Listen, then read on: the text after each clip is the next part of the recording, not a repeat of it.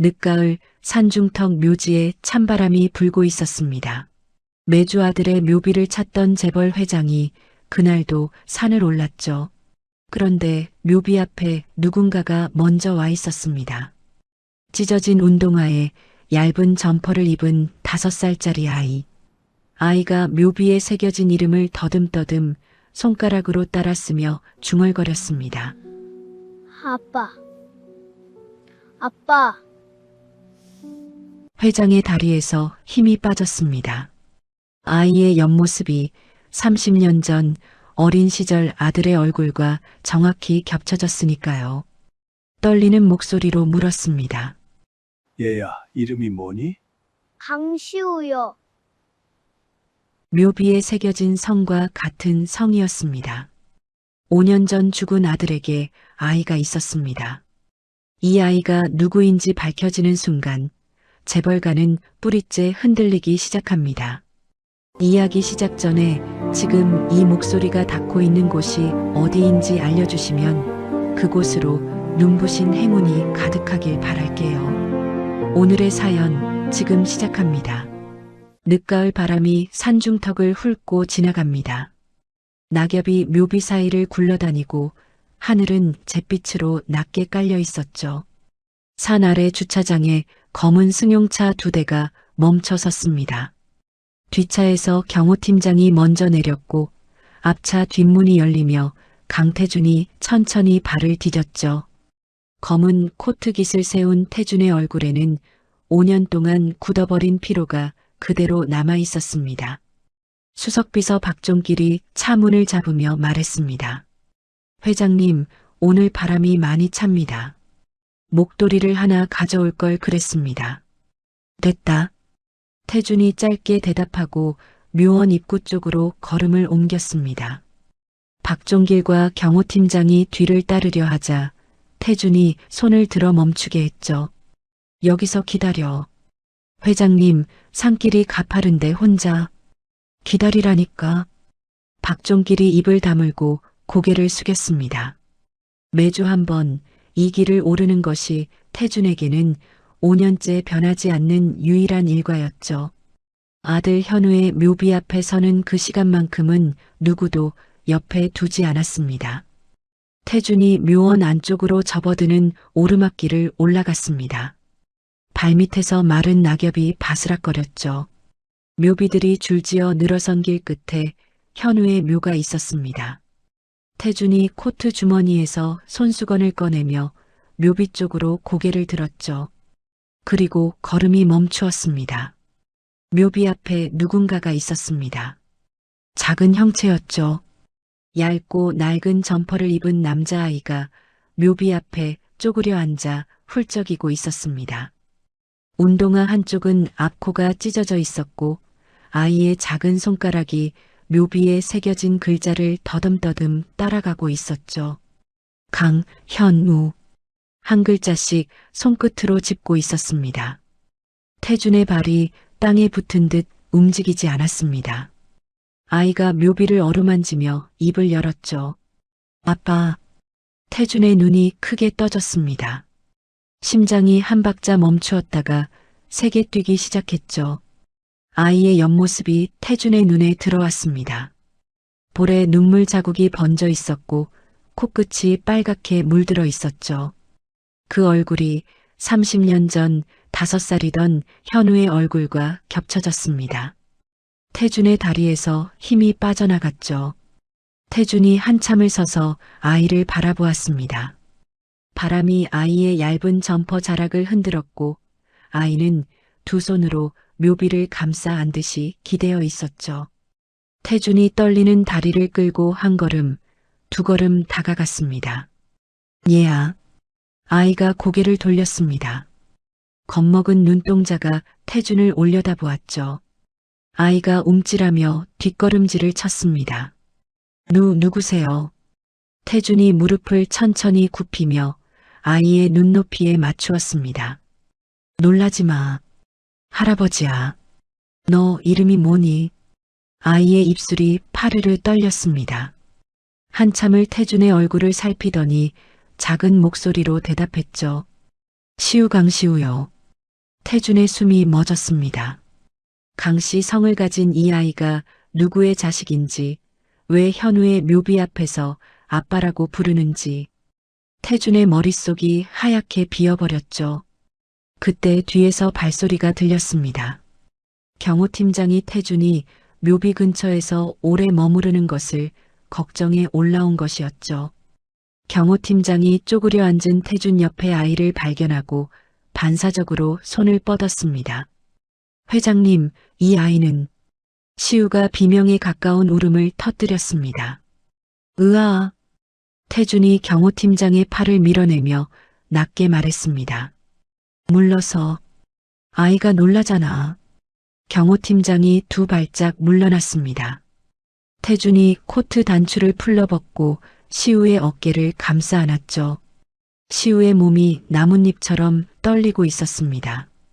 태준의 두 팔 안에서도 울음이 멈추지 않았죠. 태준이 시우의 등을 천천히 토닥이며 말했습니다. 괜찮아, 괜찮아. 아무도 안 잡아가. 울지 마. 시우의 울음이 조금씩 가라앉았습니다. 태준이 주머니에서 손수건을 꺼내 시우의 눈물을 닦아주었죠. 그때 시우의 점퍼 주머니에서 접혀진 종이 한 장이 바닥으로 떨어졌습니다. 태준이 종이를 집어들어 펼쳐보았죠.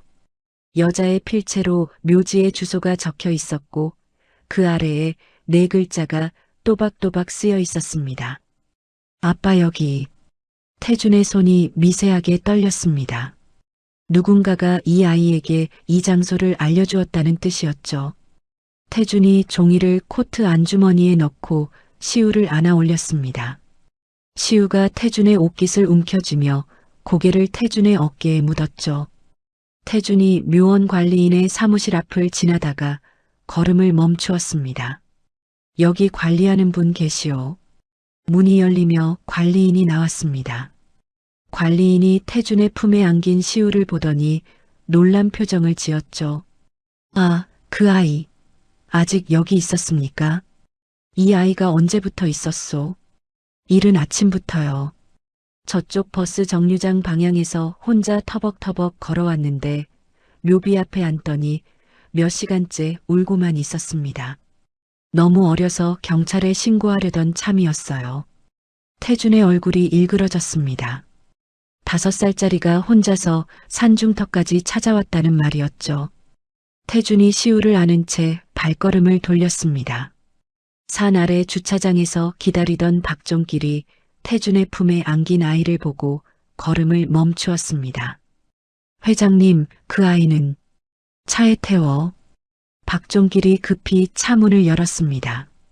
태준이 시우를 뒷좌석에 눕히고 코트를 이불처럼 덮어주었죠. 시우의 눈이 이미 반쯤 감겨 있었습니다. 울다 지쳐 잠이 드는 것이었죠. 태준이 시우의 얼굴을 내려다보다가 박종길을 돌아보았습니다. 종길아. 예, 회장님. 이 아이가 현우를 닮았어. 박종길의 눈이 커졌습니다. 박종길이 뒷좌석의 시우를 바라보았죠. 잠든 아이의 얼굴에서 현우의 흔적을 읽어내려는 듯 한참을 들여다보았습니다. 회장님 설마. 나도 모른다. 하지만 이 아이가 현우 묘비 앞에서 아빠라고 불렀어. 박종길의 입이 벌어졌다가 다물어졌습니다. 차가 출발했죠. 태준이 잠든 시우의 얼굴을 가만히 내려다보다가 시우의 귓불 뒤쪽에서 눈을 떼지 못했습니다. 작은 점 하나가 있었죠. 태준이 손을 뻗어 아이의 귓불을 살짝 넘겼습니다. 강씨 가문 남자들에게만 나타나는 모반이었습니다. 태준의 귓불 뒤에도 현우의 귓불 뒤에도 똑같은 위치에 똑같은 점이 있었죠. 태준의 손끝이 부르르 떨렸습니다. 태준이 코트 안주머니에서 아까 주운 종이를 꺼내 박종길에게 건넸습니다. 이 글씨가 누구 것인지 확인해라. 그리고 현우의 교우관계, 연인관계 전부 다 5년 전으로 돌려서 조사해. 빠짐없이. 박종길이 종이를 받으며 고개를 숙였습니다. 알겠습니다, 회장님. 태준이 창밖으로 시선을 돌리며 덧붙였습니다. 그리고 현성이한테도 태식이한테도 오늘 일은 한마디도 하지 마라. 한마디도. 박종길이 태준의 얼굴을 힐끗 올려다보았습니다. 태준의 턱에 힘이 잔뜩 들어가 있었죠. 박종길이 조용히 대답했습니다. 알겠습니다. 차 안이 조용해졌습니다. 시우의 고른 숨소리만 뒷좌석에 퍼졌죠. 태준이 아이의 이마에 손을 올렸습니다. 이렇게 작고 마른 아이가 혼자서 산중턱까지 걸어왔다는 것이 믿기지 않았죠. 태준이 나지막이 중얼거렸습니다. 현우야, 이 아이가 내 아이냐? 대답은 없었습니다. 차창 밖으로 늦가을 하늘이 무겁게 내려앉아 있었죠. 태준의 자택에 도착하자 시우가 잠에서 깨어났습니다. 낯선 천장, 낯선 냄새. 시우의 눈이 공포로 가득 찼죠. 시우가 뒷좌석 구석으로 몸을 웅크리며 울음을 터뜨렸습니다. 엄마. 태준이 차 문을 열고 시우에게 손을 내밀었습니다. 시우야, 여기는 안전한 데야. 나오렴. 시우가 고개를 젓고 더 깊이 웅크렸죠. 태준이 억지로 끌어내지 않고 차 문 앞에 쪼그려 앉아 기다렸습니다. 한참이 지나자 시우가 조금씩 고개를 들었죠. 태준이 손을 내민 채 웃어 보였습니다. 배고프지 않니? 밥 먹자.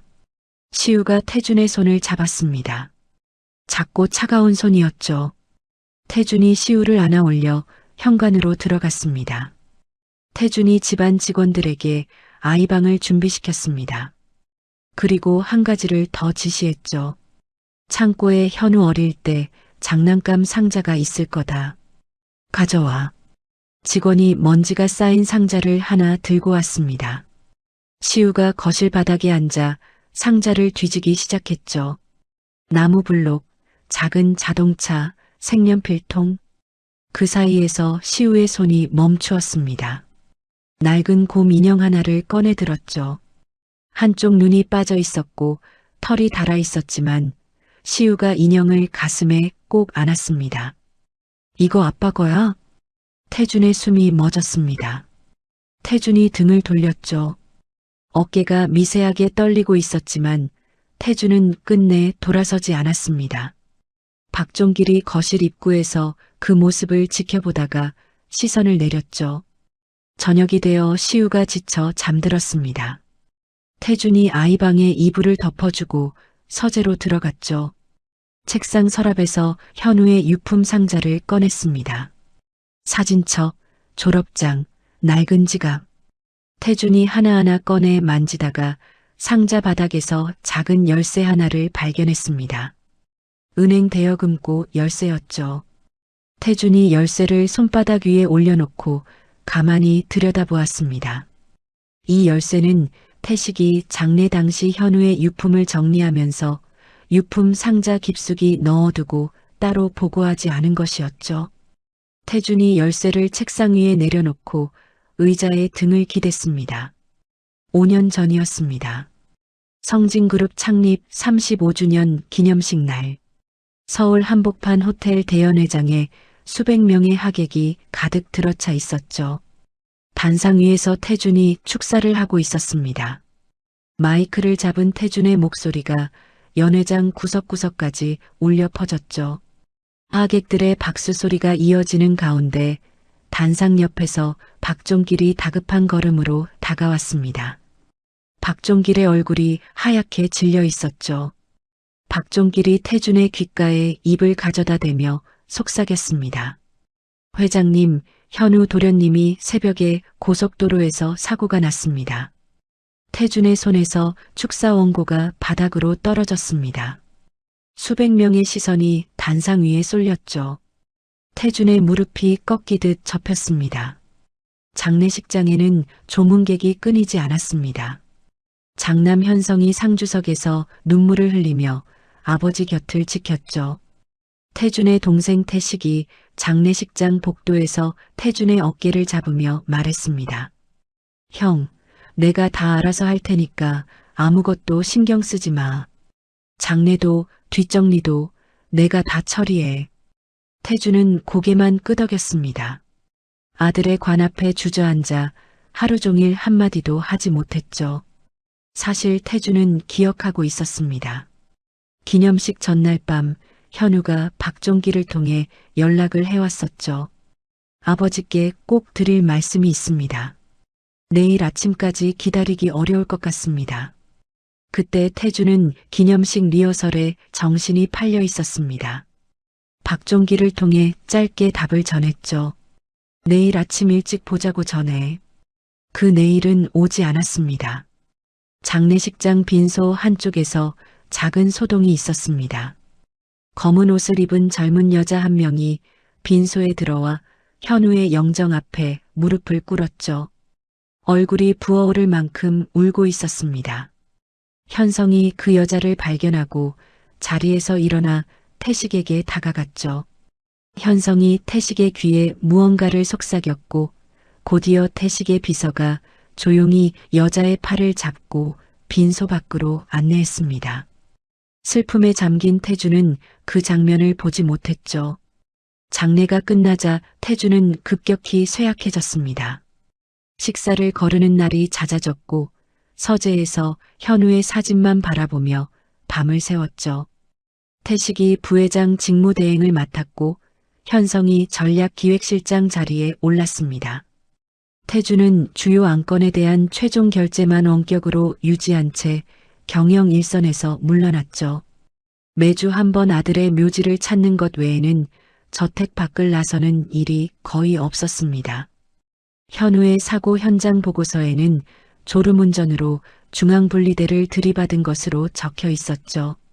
하지만 현우는 장거리 운전을 할 때 반드시 휴게소에서 쉬어가는 성격이었습니다. 그 사실이 태준의 머릿속 한쪽에 가시처럼 박혀 있었지만 당시의 태준에게는 그것을 파고들 기력이 없었죠. 5년간 태준 곁을 지킨 것은 박종길 뿐이었습니다. 박종길은 태준의 식사를 챙기고 건강을 살피면서도 현우가 사고 전날 긴급 면담을 요청했던 그 전화를 떠올릴 때마다 가슴이 무거워졌죠. 그때 좀 더 강하게 일정을 잡아들였더라면. 그 생각이 5년 내내 박종길을 따라다녔습니다. 다시 현재 태준이 서재 책상 위의 열쇠를 내려다보고 있었습니다. 복도에서 시우의 울음소리가 들려왔죠. 태준이 의자에서 일어나 아이 방으로 달려갔습니다. 시우가 이불을 걷어차며 악몽에 시달리고 있었죠. 엄마, 엄마. 태준이 시우를 안아 올렸습니다. 시우의 온몸이 땀에 젖어 있었죠. 태준이 시우의 등을 토닥이며 말했습니다. 괜찮아. 할아버지 여기 있어. 시우가 잠결에 태준의 옷자락을 움켜쥐었습니다. 가지마. 태준이 시우를 안은 채 침대 가장자리에 앉았습니다. 시우의 숨소리가 고르게 잦아들 때까지 한참을 등을 두드렸죠. 시우가 완전히 잠든 뒤에도 태준은 한동안 자리에서 일어나지 못했습니다. 새벽녘 태준이 서재로 돌아왔습니다. 책상 위에 현우의 사진이 놓여 있었고 그 옆에 대여금고 열쇠가 있었죠. 태준이 열쇠를 집어들며 나지막이 말했습니다. 현우야, 네가 그날 밤 아비한테 하려던 말이 여기 들어있는 거냐? 대답은 없었습니다. 태준이 열쇠를 꼭 쥐었죠. 창밖이 하얗게 밝아오고 있었지만 태준은 서재를 떠나지 않았습니다. 이틀 뒤 아침 태준이 서재에서 창밖을 바라보고 있었습니다. 시우가 자택에 온 이후로 태준은 거의 잠을 자지 못했죠. 거실에서 시우가 낡은 곰 인형을 안고 소파 구석에 웅크려 앉아 있는 모습이 서재 문틈으로 보였습니다. 가정부가 시우에게 우유를 건넸지만 시우는 고개를 저으며 인형만 꼭 껴안고 있었죠. 박종길이 서재 문을 두드렸습니다. 손에 서류 봉투를 들고 있었죠. 회장님, 결과가 나왔습니다. 태준이 봉투를 받아들고 안에 있는 검사지를 꺼냈습니다. 태준의 시선이 숫자 위에 멈추었죠. 친자 확인 확률 99.99%. 강시우는 강현우의 친아들이자 강태준의 직계 혈육이었습니다. 태준의 손가락이 검사지 위에서 움직이지 않았습니다. 한참을 말없이 숫자만 들여다보던 태준의 입이 열렸죠. 내 손자야. 박종길이 고개를 숙였습니다. 예, 회장님. 태준이 검사지를 내려놓으며 물었습니다. 어머니는, 이 아이 어머니는 찾았나? 이름은 이수빈, 28살입니다. 간호조무사 출신이고 현재 서울 외곽병원에 입원 중이라고 합니다. 조사팀이 상세 경위를 추적하고 있습니다. 태준이 자리에서 일어나 창가로 걸어갔습니다. 창 너머로 거실에 시우가 보였죠. 아이가 인형에 빠진 눈자리를 손가락으로 만지작거리고 있었습니다. 종길아, 이 검사 결과 가지고 구청하고 보육원에 연락해라. 친족 임시 위탁 양육 신청부터 밟아. 알겠습니다. 그리고 현성이, 태식이한테는 한마디도 하지 마. 내가 직접 말할 때까지 아무도 몰라야 해.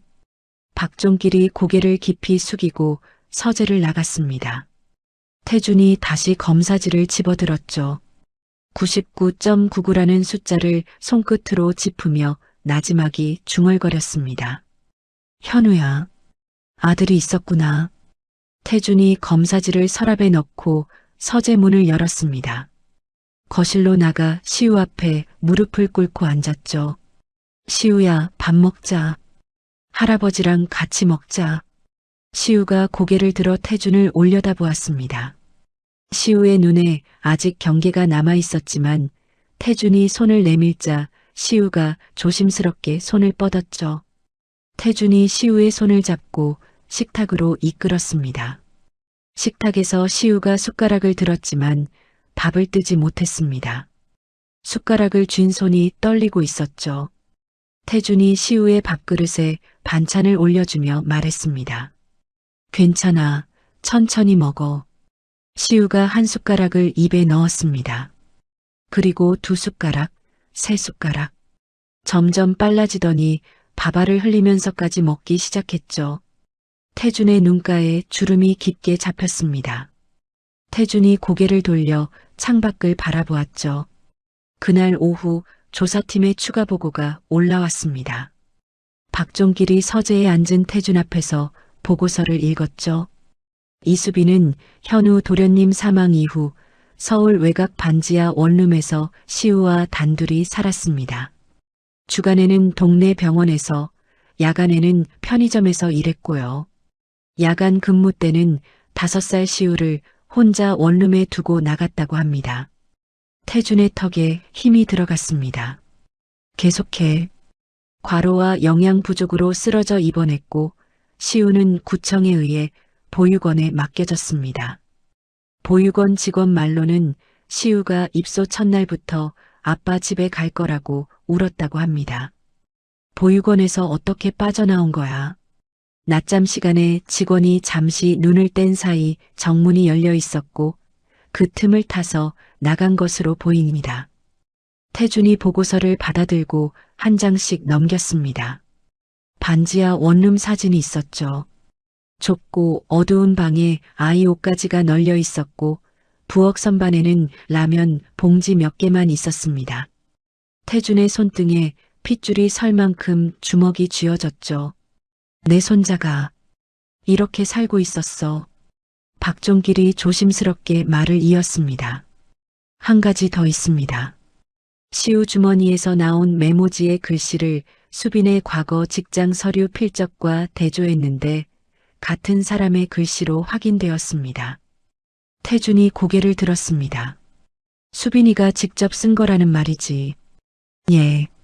입원하기 전에 혹시 자기한테 무슨 일이 생기면 아이가 아빠 묘지라도 찾아갈 수 있도록 주소를 적어준 것으로 보입니다. 태준이 보고서를 책상 위에 내려놓았습니다. 두 손으로 얼굴을 감싸 쥐고 한참을 앉아 있었죠. 갈 곳 없는 젊은 여자가 마지막으로 의지한 것이 죽은 현우의 묘지였다는 사실이 태준의 가슴을 짓눌렀습니다. 태준이 손을 내리며 말했습니다. 수빈이가 입원해 있는 병원이 어디야? 서울 외곽 변두리 병원입니다. 가자. 박종길이 놀란 눈으로 태준을 올려다보았습니다. 회장님이 직접 가시겠습니까?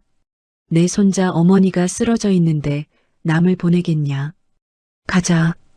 태준이 코트를 집어들고 서재를 나섰습니다. 거실을 지나며 시우를 돌아보았죠. 시우가 소파에서 곰 인형을 안고 잠들어 있었습니다. 태준이 가정부에게 말했습니다. 아이가 깨면 먹을 것 챙겨주고 절대 혼자 두지 마. 알겠습니다, 회장님. 태준이 현관을 나서며 박종길에게 한마디를 더했습니다. 시우 엄마 상태가 어떤지 모르니까 혹시 모를 일에 대비해서 큰 병원 쪽에도 미리 연락해도. 알겠습니다. 차가 출발했습니다. 태준이 뒷좌석에 앉아 창밖을 바라보았죠. 5년 동안 아들에게 아이가 있었다는 사실을 모르고 살았습니다. 그 아이의 어머니가 반지하에서 굶주리고 있었다는 것도 몰랐죠.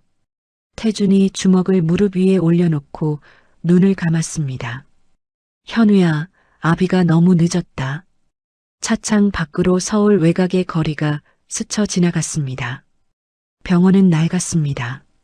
페인트가 벗겨진 외벽에 간판 글자 하나가 빠져 있었죠. 태준이 차에서 내려 병원 현관을 올려다보았습니다.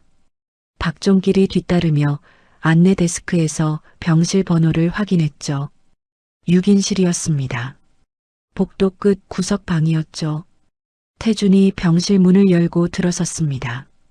6개의 침대 중 창가에서 가장 먼 구석 자리에 수빈이 누워 있었죠.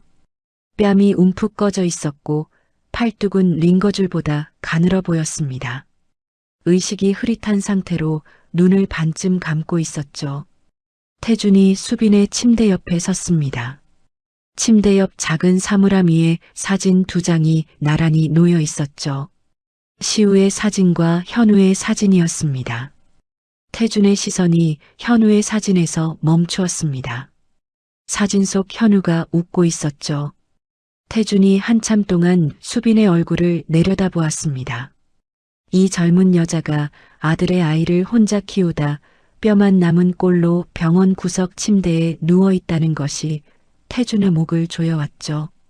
태준이 뒤에 선 박종길에게 말했습니다. 병원장을 불러. 박종길이 나가서 병원장을 데려왔습니다. 병원장이 태준의 인상에 눌린 듯 허리를 굽혔죠. 무엇을 도와드릴까요? 이 환자를 1인실로 옮기시오. 최상의 치료를 해주시고 비용은 여기 있는 박 비서 이름으로 처리할 테니 내 이름은 어디에도 남기지 마시오. 알겠습니다. 태준이 담당 의사를 불러 수빈의 상태를 물었습니다. 의사가 차트를 넘기며 설명했죠. 오랫동안 제대로 드시지 못한 데다 과로가 겹쳐서 온몸에 기력이 빠진 상태입니다. 집중적으로 영양치료를 하면 2주에서 3주 안에 퇴원하실 수 있을 겁니다. 태준이 고개를 끄덕였습니다. 부족한 거 없이 해주시오. 수빈이 1인실로 옮겨졌습니다. 태준이 병실을 나서며 박종길에게 말했죠. 수빈이가 깨어나면 바로 연락해라. 알겠습니다, 회장님. 차를 타고 돌아오는 길에 태준이 말없이 창밖만 바라보았습니다. 박종길이 운전석 뒤에서 조심스럽게 입을 열었죠. 회장님, 수빈이라는 여자가 장례식 때 빈소에 왔던 그 여자가 아닐까요? 태준이 고개를 돌렸습니다. 무슨 소리야? 장례식 날 빈소에 검은 옷 입은 젊은 여자가 울고 있었는데 현성 도련님이 발견하고 태식 부회장님 비서가 밖으로 내보냈습니다. 저도 나중에 들었는데 당시에는 회장님께 말씀드릴 상황이 아니었습니다. 태준의 눈이 좁아졌습니다. 현성이가 그 여자를 발견했다고? 예. 현성 도련님이 태식 부회장님께 귀띔하신 걸로 알고 있습니다. 태준이 다시 창밖으로 시선을 돌렸습니다. 턱 근육이 미세하게 움직였죠. 자택에 돌아오니 시우가 깨어나 거실에서 블록을 쌓고 있었습니다. 태준이 거실에 앉아 시우를 바라보았죠. 시우가 블록을 3개 쌓다가 무너뜨리고 다시 쌓다가 무너뜨리기를 반복했습니다. 태준이 옆에 앉아 블록을 하나 집어 올렸죠. 할아버지가 밑을 잡아줄게. 그 위에 올려봐. 시우가 태준을 올려다보다가 조심스럽게 블록을 올렸습니다. 이번에는 무너지지 않았죠. 시우의 입꼬리가 아주 살짝 올라갔습니다. 태준이 그 표정을 보며 가슴속에서 뭉근한 것이 올라왔죠. 2주가 지났습니다. 박종길에게서 연락이 왔죠. 회장님, 수빈 씨가 의식과 체력을 상당 부분 회복했습니다. 면회가 가능합니다. 태준이 다시 병원을 찾았습니다. 1인실 침대에 수빈이 앉아 있었죠. 2주 전보다 뺨에 살이 조금 올라와 있었지만 여전히 말랐습니다. 수빈이 병실 문을 열고 들어오는 태준을 보는 순간 수빈의 얼굴이 하얗게 질렸죠. 회장님이 왜 여기? 태준이 병실 의자를 끌어 수빈의 침대 옆에 앉았습니다. 시우를 내가 데리고 있다. 묘지에서 만났어. 수빈의 눈이 크게 떨렸습니다. 수빈이 이불을 움켜쥐며 몸을 일으키려 했죠. 시우가 거기까지 갔어요? 혼자서요? 그래. 네가 적어준 주소 들고 혼자 찾아갔더라. 수빈의 눈에서 눈물이 쏟아졌습니다. 수빈이 이불 위에 이마를 찍으며 울었죠. 죄송합니다, 아버님. 태준이 수빈의 어깨를 가만히 눌러 다시 눕혔습니다. 사과할 건 네가 아니야. 지금은 몸부터 추슬러. 수빈이 떨리는 목소리로 입을 열었습니다. 현우와 대학 때부터 만났다는 것, 현우가 죽기 직전에 시우를 낳았다는 것, 현우가 아버지에게 수빈과 시우를 소개하려고 했다는 것, 그리고 바로 그 전날 현우가 사고를 당했다는 것을 말했죠. 현우 씨가 그날 밤에 아버님 별장으로 가고 있었어요. 꼭 전해드릴 게 있다고 내일까지 못 기다리겠다고 했어요. 태준의 눈동자가 흔들렸습니다. 현우가 그날 밤 나한테 오고 있었다고. 수빈이 고개를 끄덕이며 말을 이었습니다. 현우 씨가 죽고 나서 열흘쯤 됐을 때 큰아들분이 저를 찾아왔어요. 태준의 눈이 좁아졌습니다. 현성이가? 네. 원룸 앞에서 기다리고 있었어요. 들어오자마자 서류를 내밀면서 입 다물고 사라지면 5천만 원을 주겠다고 했어요. 시우 출생신고서에 현우 씨 이름을 절대 올리지 말라고 각서까지 쓰라고 했죠. 수빈의 손이 이불 위에서 떨렸습니다. 제가 거부하니까 후회하게 될 거다 그 한마디 남기고 갔어요. 태준의 턱에 힘이 잔뜩 들어갔습니다. 그 뒤로도 있었나? 네. 누군지 모를 사람들이 제 직장에 전화해서 허위 민원을 넣었어요. 신원이 불확실한 사람을 쓰고 있다고요. 그래서 잘렸어요. 새 직장을 구해도 똑같은 일이 반복됐고요. 수빈이 눈물을 손등으로 닦으며 말했습니다. 현우 씨가 현성 씨한테만 제 이야기를 했었거든요. 형한테는 말해도 괜찮을 거라고 그렇게 믿었어요. 태준의 주먹이 무릎 위에서 하얗게 변했습니다. 태준이 자리에서 일어나 창가로 걸어가 등을 돌린 채 한참을 서 있었죠. 같은 시각 성진그룹 본사 부회장실에서 태식이 현성을 불러 문을 닫았습니다. 태식이 책상 위의 보고서를 현성 앞으로 밀어내며 말했습니다. 형이 최근에 경호팀을 움직이고 있어. 뭔가를 조사하고 있다는 얘기야. 현성의 눈이 미세하게 흔들렸죠. 삼촌, 설마 5년 전에 네가 그 여자한테 가서 확실히 처리한 거 맞지? 현성이 넥타이를 고쳐 매며 대답했습니다. 돈도 줬고 겁도 줬으니까 알아서 꺼졌을 겁니다. 태식의 눈이 가늘어졌습니다. 태식이 의자에서 일어나 창 앞으로 가며 신복 오진수를 호출했죠. 오 팀장, 이수빈이란 여자 지금 어디 있는지 다시 한번 찾아봐. 태식의 목소리가 낮게 깔렸습니다. 만약 형이 그 여자를 찾아낸 거면 현우 일까지 다시 들쑤실 거야. 현성의 얼굴이 굳었습니다. 삼촌, 그건. 태식이 현성의 말을 잘랐습니다. 그 여자를 다시 찾아. 이번에는 확실히 해. 돈으로 안 되면 아이를 분리시키는 법적 수단이라도 써서 완전히 입을 막아. 현성이 고개를 끄덕였지만 입술을 깨무는 것을 멈추지 못했죠. 그날 밤 태준이 서재에 홀로 앉아 5년 전 서류들을 꺼내 펼쳤습니다. 현우의 사고 보고서, 보험 처리 서류, 장례 관련 문서를 한 장씩 넘기던 태준의 손이 멈추었죠. 사고 접수 시각과 태식이 자신에게 연락한 시각 사이에 3시간의 공백이 있었습니다. 태식이 장례 당시 현우의 차를 이례적으로 빠르게 폐차 처리한 것도 눈에 들어왔고, 현우의 휴대전화가 유품 목록에 빠져 있다는 것도 처음 확인했죠. 태준이 서류를 내려놓으며 나지막이 중얼거렸습니다. 태식아, 그 3시간 동안 네가 뭘 한 거냐? 그때 복도에서 시우의 울음소리가 들려왔습니다. 태준이 서류를 덮고 아이의 방으로 달려갔죠. 시우가 이불을 걷어차며 악몽에 시달리고 있었습니다. 태준이 시우를 안아 올려 등을 토닥였습니다. 태준이 시우가 잠들 때까지 아이의 등을 두드렸습니다. 시우의 숨소리가 고르게 잦아든 뒤에도 태준은 한참을 그 자리에 앉아 있었죠. 새벽녘 태준이 서재로 돌아와 현우의 사진 앞에 대어금고 열쇠를 내려놓았습니다. 현우야, 아비가 늦었다. 그런데 이놈들이 내 아들한테까지 이런 짓을 했더라. 태준이 열쇠를 다시 쥐었습니다. 동이 터오는 창밖을 바라보는 태준의 눈에 5년 만에 처음으로 불꽃 같은 것이 돌아왔습니다. 다음 날 오전 현성이 아버지의 자택 현관문을 열고 들어섰습니다. 거실을 지나던 현성의 발이 멈추었죠. 소파 앞 바닥에 낯선 아이가 앉아 장난감 블록을 쌓고 있었습니다. 현성의 얼굴에서 순간적으로 핏기가 빠져나갔습니다. 아이의 옆모습이 현성의 시선에 꽂혔죠.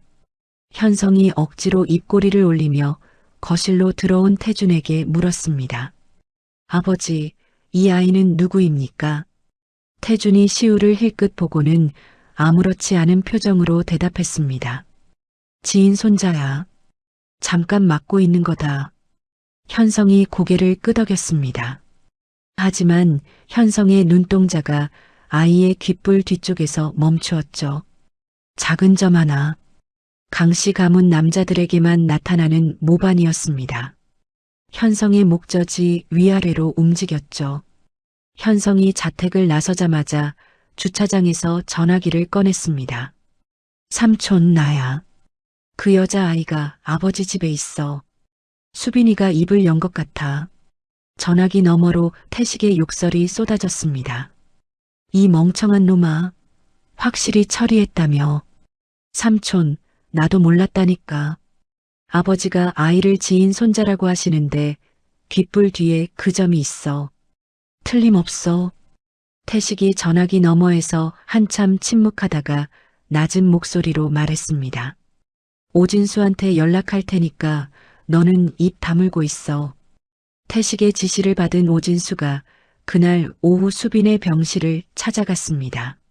하지만 오진수가 도착하기 전에 태준은 이미 박종기를 시켜 수빈의 병실에 소형 녹음기를 설치해둔 상태였죠.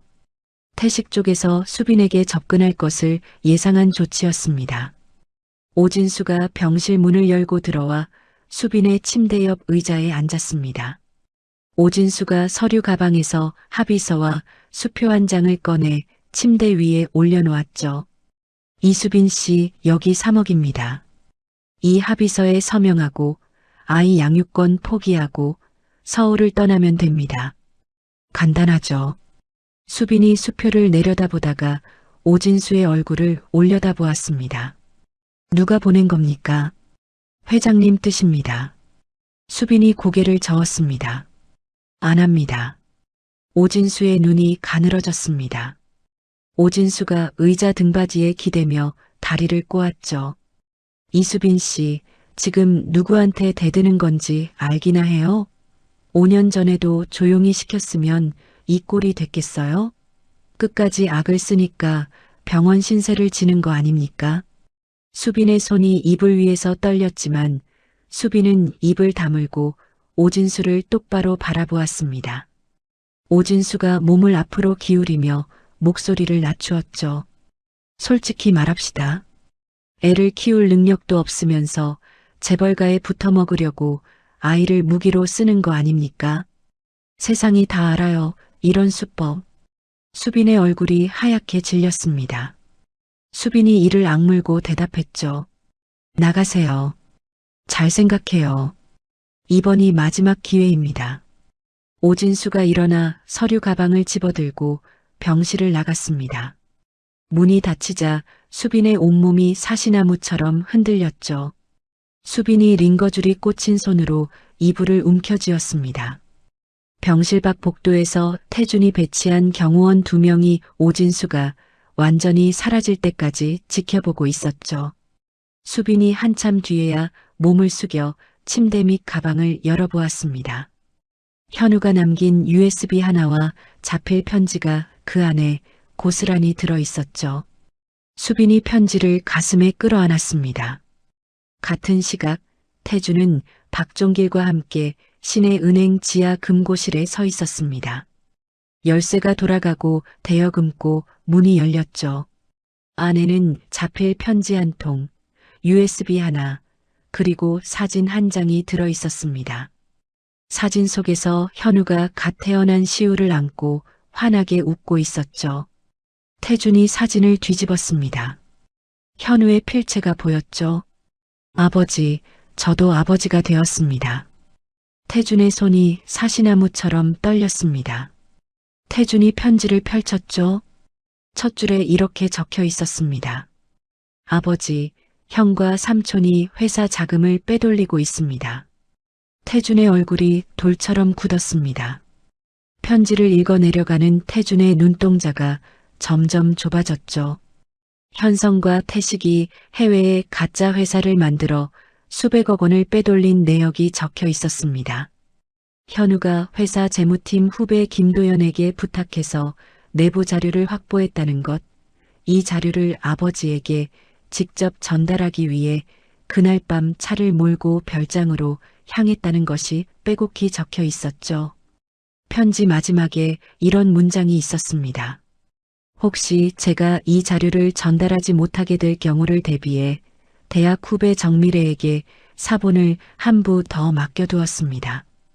태준이 편지를 내려놓고 박종기를 돌아보았습니다. 정미래, 이 사람이 누군지 당장 찾아라. 알겠습니다, 회장님. 태준이 금고실 안에서 사진을 다시 들어 올려 한참을 들여다보았습니다. 현우의 웃는 얼굴과 시우의 작디 작은 얼굴. 태준의 입술이 떨리더니 소리 없이 눈을 감았죠. 그날 저녁 현성이 다시 태준의 자택을 찾아왔습니다. 현성이 태준의 서재 앞에 서서 공손한 목소리로 말했죠. 아버지, 아까 그 아이 말입니다. 아버지 연세에 남의 아이를 돌보시면 건강에 무리가 가실 텐데 제가 대신 적당한 곳을 알아볼까요? 태준이 서재 문 너머로 현성을 바라보았습니다. 태준의 눈이 현성을 뚫어지게 관통했죠. 내가 누구를 돌보든 네가 신경 쓸 일이 아니다. 현성의 미소가 얼어붙었습니다. 현성이 한 발 물러서는데 복도 끝에서 시우와 마주쳤죠. 시우가 현성을 올려다보더니 겁먹은 눈으로 뒷걸음질을 쳤습니다. 가정부가 시우를 안아올리며 말했죠. 처음 보는 분을 무서워하나 봐요. 태준이 복도 끝에서 그 장면을 지켜보고 있었습니다. 현성이 떠난 뒤 태식이 태준에게 직접 전화를 걸어왔죠. 형, 현성이가 요즘 형 건강이 걱정된다고 하더라고. 내가 주치의를 한 명 보내도 되겠나? 태준이 전화기를 귀에 대고 잠시 침묵했습니다. 태식의 목소리 안에서 탐색의 냄새를 맡았죠. 수빈과 시우의 존재를 이미 알고 있으면서 모르는 척하고 있다는 것을 태주는 확신했습니다. 됐다. 그런 것까지 네가 신경 쓸 필요 없어. 전화를 끄는 태준이 나지막이 중얼거렸습니다. 이놈들이 현우를 죽이고도 모자라서. 태준이 서재로 돌아와 대여금고에서 가져온 USB 자료와 사고 보고서 그리고 녹음기에서 회수한 오진수의 녹취 파일을 나란히 늘어놓았습니다. 현우가 비자금 자료를 확보한 시점과 사고 시점이 불과 48시간 차이라는 것이 눈에 들어왔죠. 태식이 현우의 자료 유출을 알아챈 뒤 무슨 일이 벌어진 것인지 퍼즐의 윤곽이 드러나기 시작했습니다. 박종길이 조심스럽게 입을 열었습니다. 회장님, 경찰에 바로 고발하시겠습니까? 태준이 고개를 저었습니다. 지금 나가면 저놈들이 증거를 없앤다. 완벽하게 준비해서 한 방에 끝내야 해. 정미래부터 찾아라. 그게 먼저다. 그날 밤 태준은 시우를 재우고 서재에 앉아 현우의 편지를 다시 읽었습니다. 아들이 회사의 비리를 고발하려다 목숨을 잃었을지도 모른다는 것. 그 뒤에 자신의 핏줄인 태식과 현성이 있다는 것. 태준이 수첩을 꺼내 네 줄을 적었죠. 정미래, 추가 증거 확보. 태식 해외 계좌 추적. 현성 동선 감시. 검찰 고발 시점 결정. 태준이 펜을 내려놓고 수첩을 덮었습니다. 서재의 불빛 아래에서 태준의 눈이 차갑게 가라앉아 있었죠. 3일 뒤 박종길이 서재로 들어와 보고했습니다. 정미래 찾았습니다. 현우 도련님의 대학 2년 후배로 현재 서울 외곽에서 작은 법률사무소를 운영하고 있습니다. 변호사입니다. 태준이 코트를 집어들었습니다. 가자. 정미래의 사무소는 낡은 건물 3층에 있었습니다. 좁은 사무실 안에 서류 박스가 쌓여 있었고 책상 위에는 법률 서적이 빼곡했죠. 정미래가 문 앞에 선 태준을 보고 자리에서 일어났습니다. 언젠가 이날이 올 줄 알았습니다. 태준이 맞은편 의자에 앉으며 물었습니다. 현우가 내게 뭘 맡겼나? 정미래가 책상 서랍에서 USB 하나와 서류 뭉치를 꺼내 태준 앞에 놓았습니다. 현우 선배가 맡긴 자료 사본입니다. 그리고 이건 제가 5년 동안 따로 모은 겁니다. 태준이 서류를 펼쳤습니다. 첫 번째 자료는 고속도로 인근 식당의 외부 감시 카메라 영상 캡처였죠. 현우의 사고 당일 태식 소유 차량이 현우의 차 뒤를 바짝 따라가고 있는 장면이 찍혀 있었습니다. 이건 어떻게 구한 거야? 사고 현장 근처를 직접 돌아다니면서 찾았습니다. 고속도로 옆 식당 사장님이 가게 밖 감시 카메라 영상을 보관하고 계셨어요. 태준이 다음 서류를 넘겼습니다. 사고 직후 현장에 가장 먼저 도착한 사람이 경찰이 아니라 오진수였다는 기록이었죠. 이건요? 당시 출동한 구급대원한테 직접 만나서 들었습니다. 자기들보다 먼저 와서 차 안을 뒤지고 있는 사람이 있었다고요. 태준의 턱에 힘이 들어갔습니다. 5년이나 이걸 갖고 있으면서 왜 나한테 먼저 오지 않았나? 정미래의 표정이 어두워졌습니다. 현우 선배가 돌아가시고 나서 태식 부회장 쪽에서 저한테도 사람을 보냈습니다. 재벌가 일에 끼어들면 졸업도 못하게 해주겠다고 했어요. 실제로 학자금 대출이 갑자기 끊겼고 아르바이트 자리에서도 잘렸습니다. 정미래가 잠시 말을 멈추었다가 이었습니다. 변호사가 된 뒤에도 마찬가지였습니다. 태식 부회장이 회장님 주변 사람들 접촉을 감시하고 있어서 제가 먼저 찾아가면 증거 자체가 위험해질 수 있었습니다. 회장님이 직접 움직이셔야 안전하다고 판단했습니다. 태준이 정미래를 한참 바라보았습니다. 그러면서 수빈이까지 챙겼다고. 정미래가 고개를 끄덕였습니다. 수빈 언니가 가장 힘들 때 제 월급에서 조금씩 보탰고 시우 양육권 문제도 제가 조언했습니다. 현우 선배가 저한테 마지막으로 한 말이 수빈이랑 아이를 부탁한다였으니까요. 태준이 눈을 감았다가 떴습니다. 태준이 낮은 목소리로 말했죠. 내 아들 후배 한 사람이 5년 동안 내 가족을 대신 지켜줬구나. 정미래가 대답 대신 고개를 숙였습니다. 태준이 몸을 앞으로 기울이며 물었습니다. 지금 가지고 있는 것들을 다 합치면 저놈들을 잡을 수 있나? 정미래가 고개를 들었습니다. 비자금 건은 충분합니다. 하지만 상대가 대기업 부회장이고 법무팀 전체를 쥐고 있는 사람입니다. 지금 당장 싸우면 증거를 인멸할 겁니다. 저쪽이 먼저 덤비게 만들어야 합니다. 어떻게? 정미래가 펜을 집어들고 종이 위에 세 줄을 적었습니다. 첫째, 회장님이 경영에 복귀하셔서 태식 부회장의 권한을 줄여나갑니다. 그러면 조급해질 겁니다.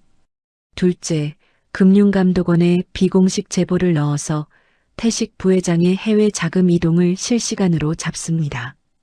셋째, 태식 부회장이 반드시 이사회에서 쿠데타를 시도하게 만들고 그 자리에서 뒤집습니다. 정미래가 펜을 내려놓으며 덧붙였습니다. 그리고 검찰 특수부에 미리 사전 접촉을 해두겠습니다. 수사 준비와 출국 금지 같은 조치를 선제적으로 잡아놓아야 합니다. 태준이 고개를 끄덕였습니다. 좋다. 그대로 해. 그 시각 태식은 오진수에게서 보고를 받고 있었습니다. 태준이 현우의 대여금고를 열었다는 소식이었죠. 태식이 은행에 심어둔 사람이 알려온 것이었습니다. 태식이 책상을 내리치며 현성에게 전화를 걸었습니다. 너의 아버지가 현우 금고를 열었다. 거기에 그게 있었으면 우리는 끝이야. 현성의 목소리가 떨렸습니다. 삼촌, 어떻게 해야 하는 겁니까? 가만히 앉아서 당할 수는 없어. 내가 먼저 치겠다. 태식이 전화를 끊고 의자에 깊이 앉았습니다. 태식은 이사회에 태준의 건강 문제를 이유로 회장직 사임 안건을 올리기로 결심했죠. 자기가 미리 포섭해둔 사회이사 3명과 현성의 의결권을 합치면 과반을 넘길 수 있었습니다. 태식은 동시에 태준의 주치의에게 연락해 2천만 원을 건네며 태준이 초기 치매 증상을 보이고 있다는 거짓 소견서를 써달라고 요구했죠. 여기에 더해 태준이 정체불명의 아이를 자택에 데려와 키우는 비정상적 행동까지 근거로 사마 경영 부적격 보고서를 만들게 했습니다. 태식의 움직임은 박종길의 본사 인맥을 통해 태준의 귀에 들어왔습니다. 회장님, 태식 부회장이 이사회에 사임 안건을 올릴 준비를 하고 있습니다. 주치의한테도 손을 쓴 것 같습니다. 태준이 정미래에게 전화를 걸었습니다. 태식이가 움직이기 시작했다. 이사회에서 나를 끌어내릴 작정이야. 정미래의 목소리가 차분하게 돌아왔습니다. 예상대로입니다. 주치의는 제가 잡겠습니다. 의료법 위반으로 면허가 날아간다는 걸 알면 금방 넘어올 겁니다. 정미래는 그날 저녁 태식이 매수한 주치의를 찾아갔습니다. 거짓 소견서를 쓰면 의료법 위반으로 형사처벌 대상이 된다는 것을 조목조목 설명하자 주치의는 태식에게 받은 2천만 원과 앞으로 감장해야 할 위험을 저울질하다가 결국 정미래 쪽에 협조하기로 했죠. 한편 수빈이 퇴원하여 태준 자택 별채에 시우와 함께 머물기 시작했습니다. 시우가 수빈을 보자마자 달려가 매달렸죠. 수빈이 시우를 안고 한참을 울었고 시우도 수빈의 목을 껴안고 놓지 않았습니다. 그날 저녁 태준이 거실에서 시우에게 현우의 어린 시절 사진을 보여주고 있었습니다. 시우가 사진 속 꼬마를 가리키며 물었죠. 이게 아빠야? 그래. 내 아빠가 내 나이 때 찍은 거다. 시우가 사진을 한참 들여다보다가 말했습니다. 할아버지, 아빠도 할아버지 좋아했어. 엄마가 맨날 그랬어. 태준이 등을 돌렸습니다. 어깨가 한번 크게 떨리더니 멈추었죠. 별채에서 그 장면을 지켜보던 수빈이 입술을 깨물었습니다. 태식은 이사회 준비와 별개로 해외 가짜 회사에 숨겨둔 비자금을 제3국 계좌로 옮기기 시작했습니다. 도주 자금을 미리 빼놓으려는 것이었죠. 하지만 정미래가 금융감독원에 심어둔 협조자가 이 자금 이동을 실시간으로 포착하고 있었습니다. 이사회 일주일 전 밤 태준이 시우를 무릎에 앉히고 현우의 사진을 바라보고 있었습니다. 정미래는 사무실에서 증거 목록과 법적 대응 시나리오를 최종 점검하고 있었죠. 수빈은 별채에서 현우가 남긴 편지를 가슴에 안은 채 잠이 들었습니다. 이사회 당일 아침 태준이 5년 만에 정장을 갖춰 입었습니다. 옷장 깊숙이 넣어두었던 검은 양복을 꺼내 매만지고 은색 넥타이 핀을 옷깃에 꽂았죠. 거울 앞에 선 태준의 어깨가 5년간의 침잠이 무색하게 곱게 펴져 있었습니다. 박종길이 현관에서 차 문을 열며 말했습니다. 회장님, 준비 다 되셨습니까? 됐다. 가자. 성진그룹 본사 로비에 태준이 들어서자 출근하던 직원들이 하나둘 걸음을 멈추었습니다.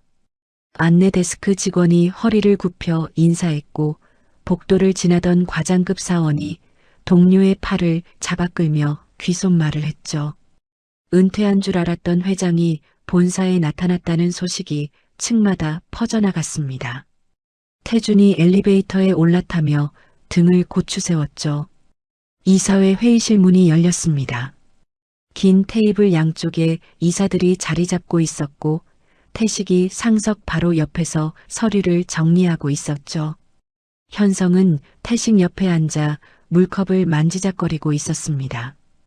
태준이 상석에 앉자 회의실 안의 공기가 미세하게 달라졌습니다. 태식이 먼저 입을 열었습니다. 형, 오늘 나와줘서 고맙다. 급하게 안건을 올려서 미안한데 형한테도 미리 알려드리는 게 도리라고 생각했어. 태식이 자리에서 일어나 이사들에게 서류 한 부씩을 돌렸습니다. 주치의의 소견서, 경영 공백 보고서, 그리고 회장직 사임 안건이었죠. 최근 회장님의 건강 상태가 심각합니다. 주치의 소견에 따르면 초기 치매 증상까지 보이고 계시고요. 5년간의 경영 공백도 있습니다. 회장님의 건강과 회사 미래를 위해 사임을 제안드립니다. 현성이 옆에서 거들었습니다. 아버지, 저도 아버지 건강이 걱정됩니다. 쉬시는 게 맞습니다. 사회이사 3명이 차례로 고개를 끄덕이며 태식에게 동조했습니다. 회의실 안의 분위기가 태식 쪽으로 기울었죠. 태식의 입꼬리가 미세하게 올라갔습니다. 그러면 의결을 진행하겠습니다. 태준은 등을 의자에 기댄 채 아무 말 없이 듣고만 있었습니다. 태식이 손을 들어 표결을 촉구하려는 순간 태준이 천천히 자리에서 일어났죠. 태준이 옆에 놓아두었던 서류 봉투를 집어들고 이사들 앞에 한 부씩 놓았습니다. 안건 올리기 전에 이것부터 보시지. 태식의 손이 허공에서 멈추었습니다.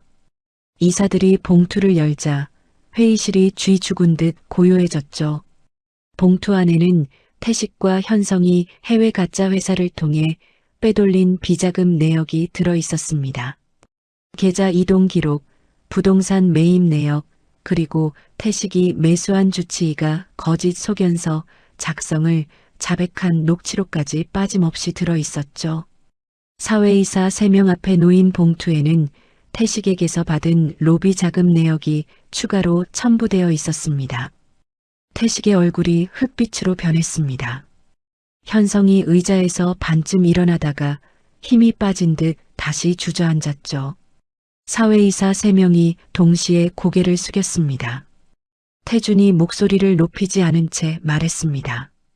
오늘부로 부회장 강태식과 전략기획실장 강현성의 직위를 해제한다. 관련 사회이사 3명의 사임을 수리한다. 태준이 시선을 한 바퀴 돌린 뒤 말을 이었습니다. 감사위원회에 비자금건 전수감사를 즉시 시작할 것을 지시한다. 법무팀장 오진수도 직위 정지. 법무팀 전체를 외부 법무법인 감독하에 둔다. 남은 이사들이 손을 들어 찬성했습니다. 의결이 성립되었죠. 이사회가 끝나자 태식이 복도에서 태준의 팔을 잡았습니다. 태식의 손가락에 힘이 잔뜩 들어가 있었죠. 형, 이게 무슨 짓이야? 나는 형의 동생이잖아. 태준이 태식의 손을 천천히 떼어내며 말했습니다. 현우가 죽던 날 밤 사고 현장에 가장 먼저 도착한 게 네 사람이더라. 태식의 입이 반쯤 벌어졌습니다. 아무 소리도 나오지 않았죠. 엘리베이터 문이 열리고 태준이 안으로 들어섰습니다. 문이 닫히는 순간까지 태식은 복도에 서서 한 발짝도 움직이지 못했죠. 태준은 본사에 복귀하자마자 정미래를 성진그룹 법무자문 변호사로 공식 선임했습니다. 정미래가 사전에 접촉해둔 검찰 특수부의 현우의 사고 재수사와 비자금 사건을 정식으로 고발하는 절차가 시작되었죠. 정미래는 동시에 태식이 대여금고 정보를 빼낸 은행 직원에 대해서도 검찰에 수사를 의뢰했습니다. 태준이 수빈을 서재로 불렀습니다. 이제부터 너하고 시우는 우리 집안 사람이다. 아무도 너희를 못 건드려. 수빈이 고개를 깊이 숙이며 입술을 깨물었습니다. 아버님, 감사합니다. 고마울 거 없다. 진작 내가 찾았어야 할 사람들이야. 태준은 경영 복귀 첫 주부터 5년간 방만하게 운영된 사업부들을 뜯어고치기 시작했습니다. 수익성 없는 부동산 사업에 거액이 묻혀 있었고 핵심 기술 인력이 대거 빠져나간 상태였죠. 부채가 태준이 경영하던 시절에 2배로 불어나 있었지만 원격 결제로 지켜둔 핵심 사업의 기반은 살아있었습니다. 태준은 현우가 생전에 기획했던 친환경 에너지 사업을 되살렸습니다. 프로젝트 이름을 강현우 메모리얼 프로젝트로 정하고 수빈에게 실무 총괄을 맡겼죠. 현우가 하려던 사업이다. 네가 이어줘라. 그리고 사내 경영교육 과정도 같이 들어. 배울 건 배워야지. 수빈이 떨리는 목소리로 대답했습니다. 현우 씨가 밤마다 저한테 이 사업 얘기를 했어요. 태양광 발전소 설계도까지 직접 그려서 보여줬거든요. 해볼게요, 아버님. 태준이 고개를 끄덕이며 사내 전문가 3명으로 구성된 지원팀을 수빈에게 붙여주었습니다. 직위 해제된 태식은 자택에 틀어박혀 해외 도주를 준비했습니다. 여권을 챙기고 인천공항으로 향했지만 출국 심사대에서 제지당했죠. 정미래가 검찰과 공조하여 미리 걸어놓은 출국 금지였습니다. 태식이 빈손으로 공항을 빠져나와 택시에 올라탔을 때 태식의 양손이 무릎 위에서 부들부들 떨리고 있었죠. 현성은 아버지를 피해 지인 집을 전전했습니다. 현성의 아내 김유라가 전화를 걸어왔죠. 당신 대체 무슨 짓을 한 거야? 아버지가 왜 이러시는 건데? 현성이 대답하지 못하자 유라가 쏘아붙였습니다. 나 서연이랑 민재 데리고 친정 가. 애들한테까지 불똥 튀게 하지 마. 전화가 끊겼습니다. 현성이 빈 방 바닥에 주저앉아 두 손으로 얼굴을 감싸쥐었죠. 태식의 아내 한미경도 남편에게 등을 돌렸습니다. 당신 때문에 내 이름으로 된 것들까지 다 묶이면 나는 어떡하라고. 나한테 무슨 죄가 있어. 태식이 소파에 앉은 채 한마디도 하지 못했습니다. 한미경이 방문을 세게 닫고 나갔죠. 어느 저녁 태준이 시우의 손을 잡고 다시 현우의 묘지를 찾았습니다. 시우가 묘비 앞에 꽃 한 송이를 내려놓았죠. 시우가 묘비를 작은 손으로 토닥이며 말했습니다. 아빠, 할아버지가 시우 지켜줘. 걱정하지 마. 태준이 묘비 앞에 선 채 한동안 하늘을 올려다보았습니다. 묘지를 내려오는 길에 수빈이 별채에서 저녁을 차려놓고 기다리고 있었습니다. 시우가 태준의 손을 잡아 끌었죠. 할아버지 빨리 와. 엄마가 밥했어.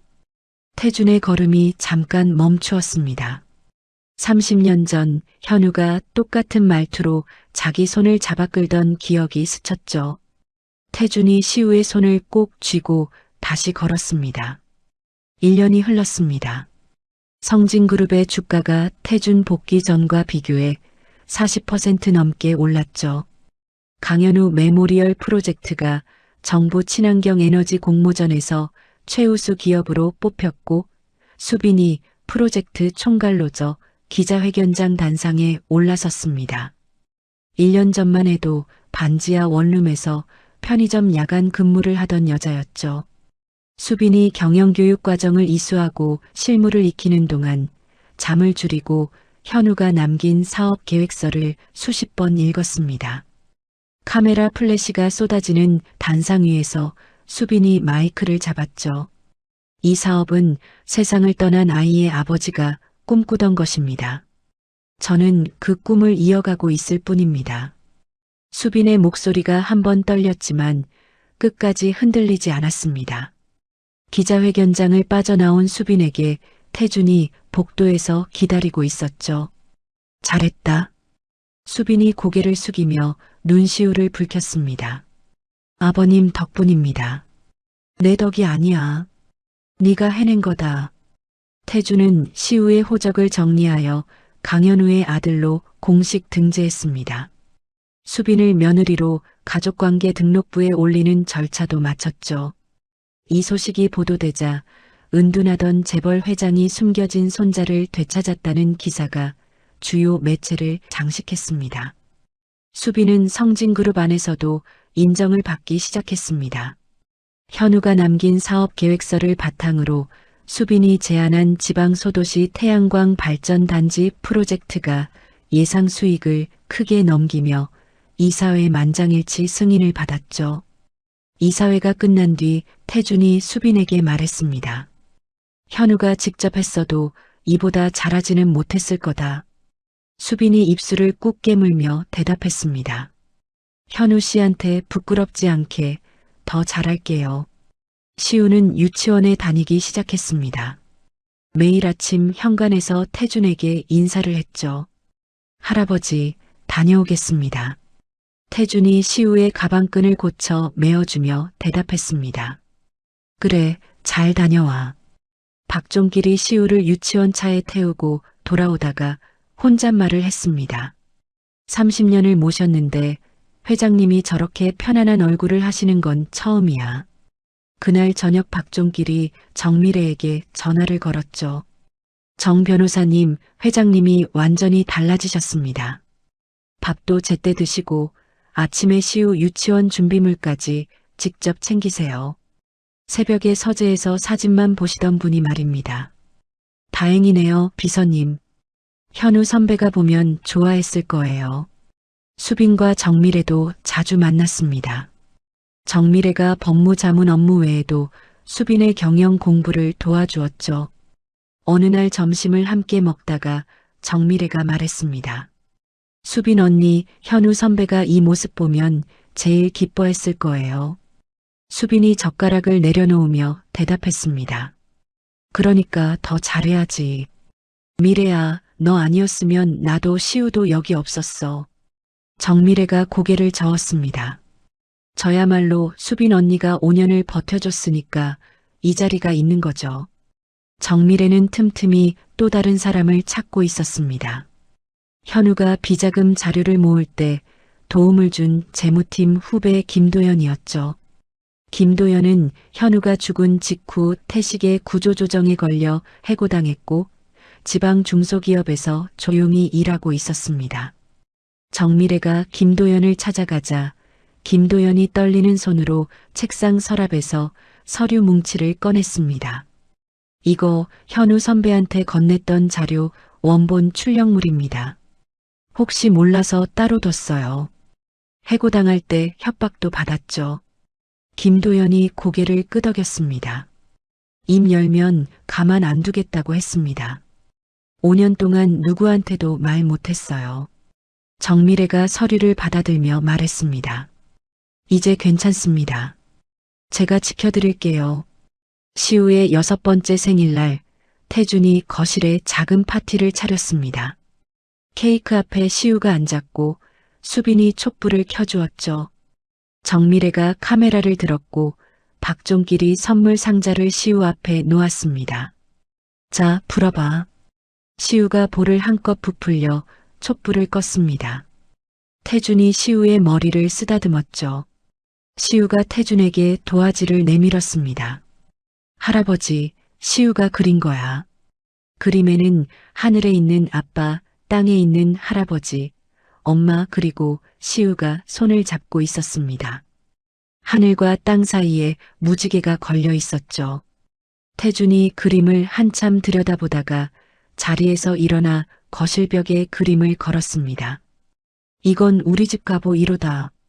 수빈이 웃으며 눈물을 닦았고 정미래가 그 장면을 카메라에 담았죠. 하지만 성진그룹 밖에서는 다른 일이 벌어지고 있었습니다. 정미래가 제출한 증거와 김도연의 증언을 바탕으로 검찰 특수부가 비자금 사건 수사를 본격적으로 시작했죠. 태식의 해외 계좌가 동결되었고 현성에 대한 소환 조사 일정도 잡혔습니다. 현우의 사고 재수사에서도 결과가 나왔습니다. 블랙박스 데이터가 삭제된 정황이 확인되었고 오진수가 사고 현장에 먼저 도착하여 차량 안을 뒤진 감색 카메라 기록이 확보되었죠. 검찰은 현우의 죽음이 단순 사고가 아니라 증거인멸이 개입된 사건이라는 중간 수사 결과를 발표했습니다. 국과수에 의뢰한 차량 잔해 분석에서는 브레이크 계통에 비정상적인 마모 흔적이 나왔습니다. 하지만 차량이 이미 폐차되어 압축 처리된 상태라 결정적 물증으로 단정짓기에는 한계가 있었죠. 검찰은 이 부분을 재판에서 정황 증거로 활용하되 현 단계에서는 증거인멸과 업무상 과실치사방조 혐의에 집중하기로 했습니다. 이 소식이 언론에 터졌습니다. 재벌가의 형제가 조카를 죽음으로 몰았나라는 기사 제목이 포털 첫 화면을 덮었죠. 태식의 자택 앞에 기자들이 몰려들었고 현성은 지인 집에서마저 쫓겨나 갈 곳을 잃었습니다. 태식이 태준에게 전화를 걸었습니다. 목소리가 갈라져 있었죠. 형, 나를 이렇게까지 할 거야? 어머니가 돌아가시기 전에 뭐라고 했는지 기억 안 나? 동생을 부탁한다고 했잖아. 태준이 잠시 전화기를 귀에 댄 채 아무 말도 하지 않았습니다. 40년 전 기억이 스쳤죠. 태식의 대학 등록금을 마련하려고 밤새 트럭을 몰았던 밤. 등록금 봉투를 건네자 태식이 형, 평생 이 은혜 잊지 않을게 하며 울먹이던 목소리. 태준이 눈을 감았다가 떴습니다. 어머니 말씀을 파는 건 네가 먼저였다. 현우 묘지 앞에 가서 먼저 사과해.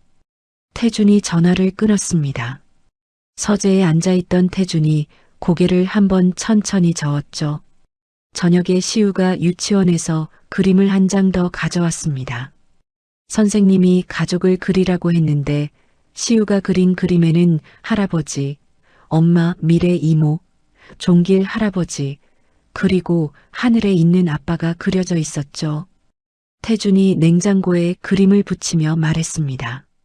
이 녀석 현우보다 그림 실력이 낫네. 태준이 웃었습니다. 하지만 태준의 시선이 냉장고 위 그림에서 거실 창 너머 어두워지는 하늘로 옮겨갔죠.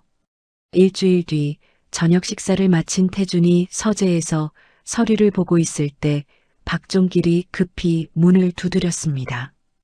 회장님, 큰 도련님이 오셨습니다. 현관에서 들여보내달라고 하시는데 태준이 펜을 내려놓았습니다. 들여보내. 현성이 서재 문을 열고 들어왔습니다. 양복은 구겨져 있었고 면도를 하지 않아 턱에 수염이 거먹게 올라와 있었죠. 현성 뒤에 양복을 말끔하게 차려입은 남자가 한 명 서 있었습니다. 현성이 고용한 변호사였죠. 현성이 태준 앞에 무릎을 꿇었습니다. 아버지, 저는 삼촌한테 이용당한 것뿐입니다. 한 번만 기회를 주십시오. 현성의 눈에서 눈물이 흘러내렸습니다. 뒤에 선 변호사가 한 발 앞으로 나와 입을 열었죠. 회장님, 현성 씨가 자발적으로 태식 씨의 모든 범행을 증언하겠다는 조건으로 선처를 구하는 것입니다. 태준이 현성을 내려다보았습니다. 현성이 주머니에서 사진 2장을 꺼내 태준의 책상 위에 올려놓았죠. 딸 서연과 아들 민재의 사진이었습니다. 아버지, 이 아이들은 죄가 없지 않습니까? 서연이가 올해 10살이고 민재가 7살입니다. 아버지의 손녀, 손자입니다. 태준의 시선이 사진 위에서 잠깐 멈추었습니다. 태준의 턱 근육이 미세하게 움직였죠. 그때 서재 문 쪽에 서 있던 정미래가 입을 열었습니다. 현성 씨, 이용당한 수준이 아닙니다. 정미래가 서류철을 펼쳐 현성 앞에 놓았습니다. 수빈 씨에게 직접 찾아가 협박한 것, 각서를 강요한 것, 태식 씨와 함께 현우 선배의 사고 현장 증거를 인멸한 것, 전부 기록이 있습니다. 정미래가 한 장을 더 넘기며 말했습니다. 그리고 현성 씨는 5년 동안 5살짜리 조카가 반지하에서 굶주리고 있다는 걸 알면서도 아무것도 하지 않았습니다. 본인 자녀에게는 부족함 없이 해주면서요. 현성의 울음이 뚝 멈추었습니다. 현성의 눈이 변했죠.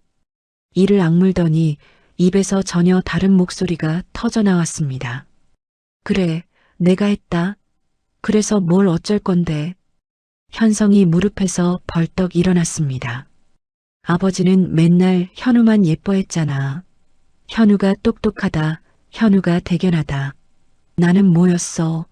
장남이라는 이름만 달고 빈 의자에 앉아 있으면 되는 사람이었잖아.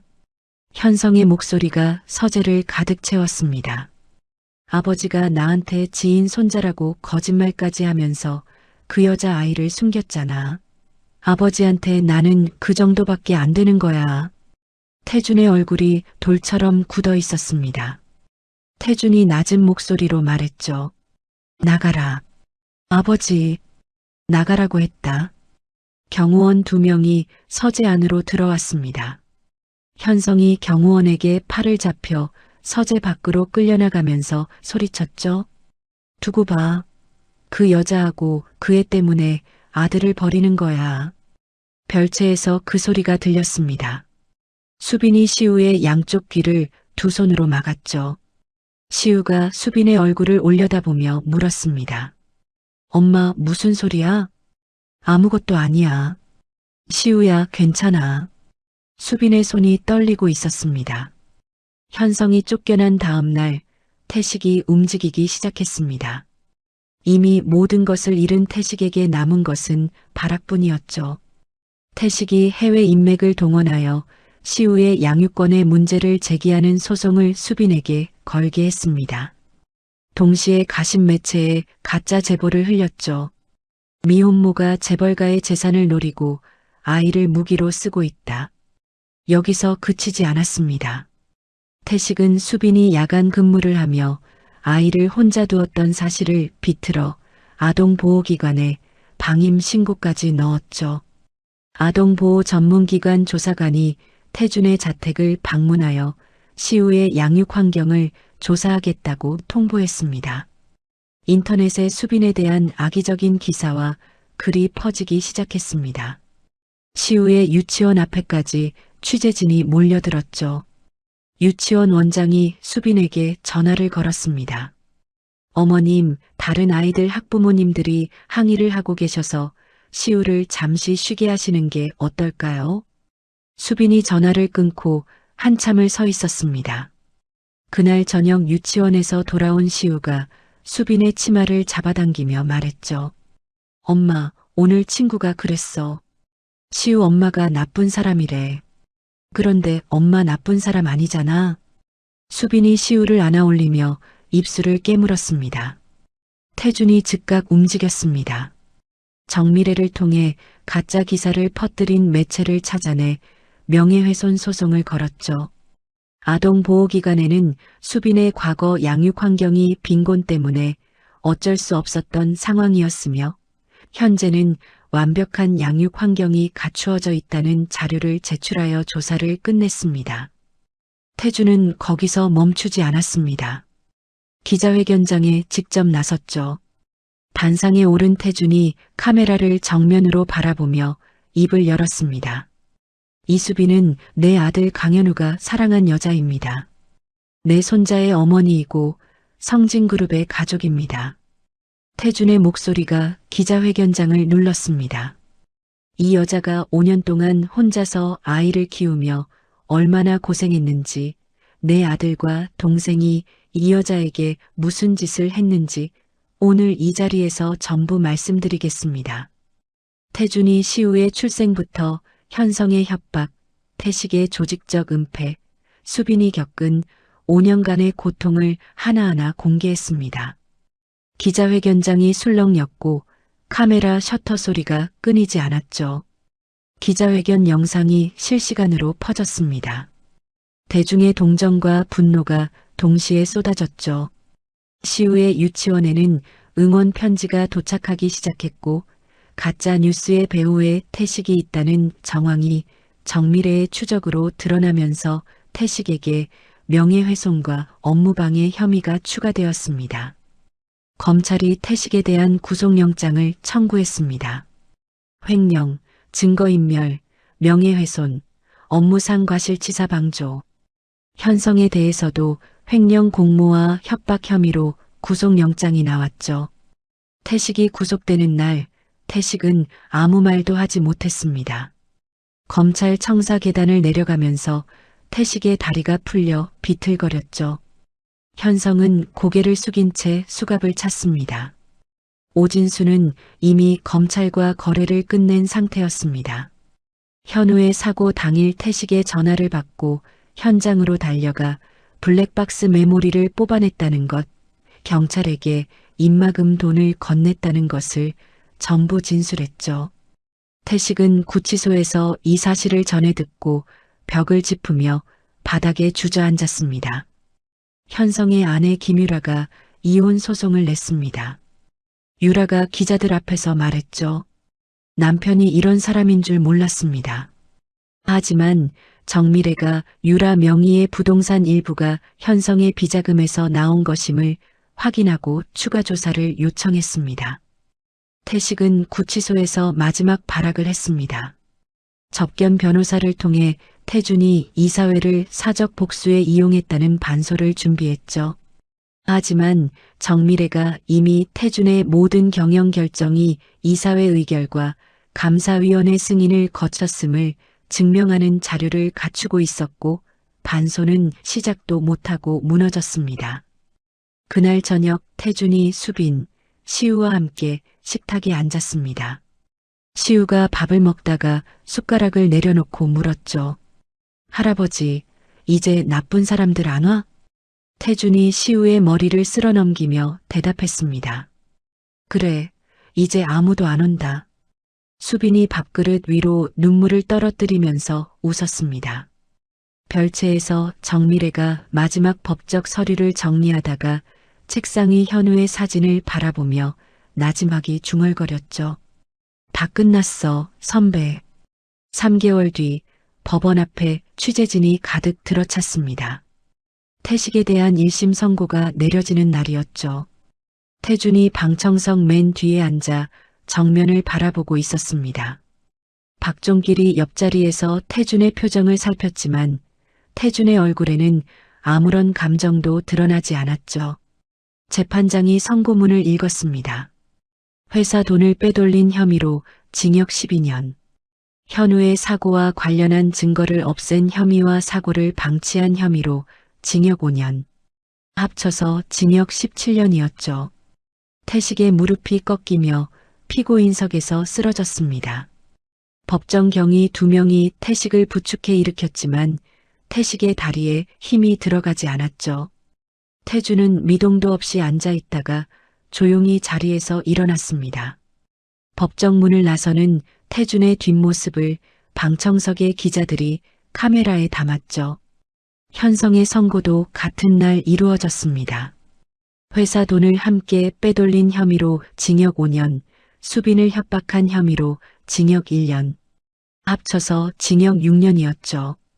현성이 선고를 듣기 직전 방청석을 올려다보았습니다.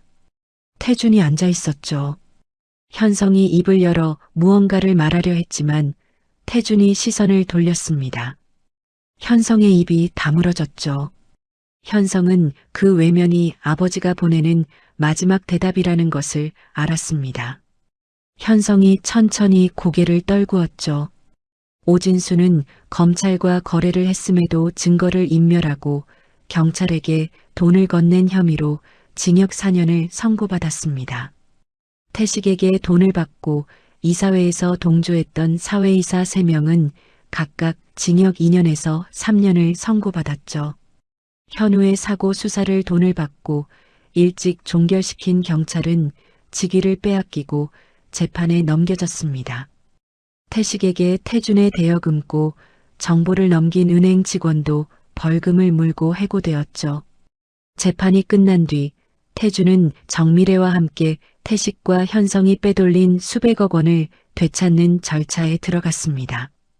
해외에 만든 가짜 회사를 전부 정리하고 태식과 현성이 가지고 있던 성진그룹 주식을 법적으로 묶어 강제로 팔아 회사 정상화에 쏟아부었죠.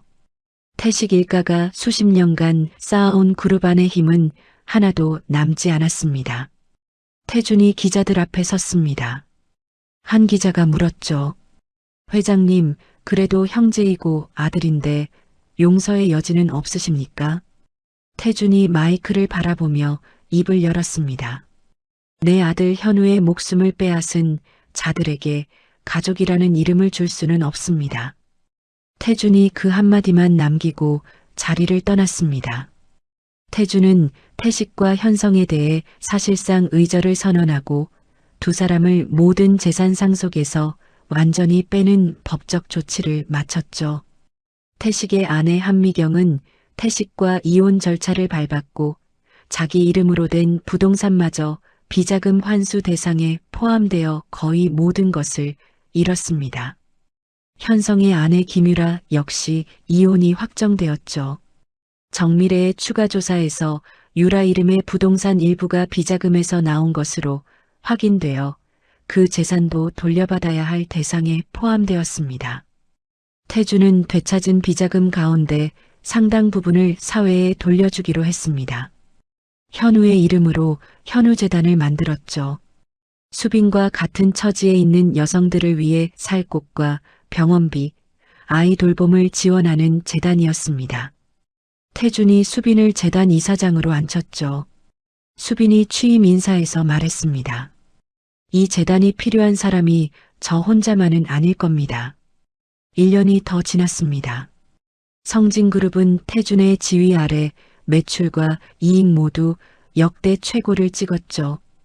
강현우 메모리얼 프로젝트는 나라 안에서 가장 큰 친환경 에너지 사업으로 자리 잡았고 수빈은 신사업본부 대표로 올라섰습니다. 시우가 7살이 되어 초등학교 입학을 앞두고 있었죠. 처음 만났을 때의 분리불안은 사라지고 밝고 활발한 아이로 자랐습니다. 매일 아침 현관에서 태준에게 인사를 했죠. 할아버지 사랑해요. 태준이 박종길에게 말했습니다. 종길아, 저 한마디가 성진그룹 전체보다 비싸다. 박종길이 웃으며 대답했죠. 농담이 아니시라는 걸 저도 압니다. 회장님. 태준은 시우의 입학을 앞두고 이사회에서 성진그룹의 앞날을 밝혔습니다.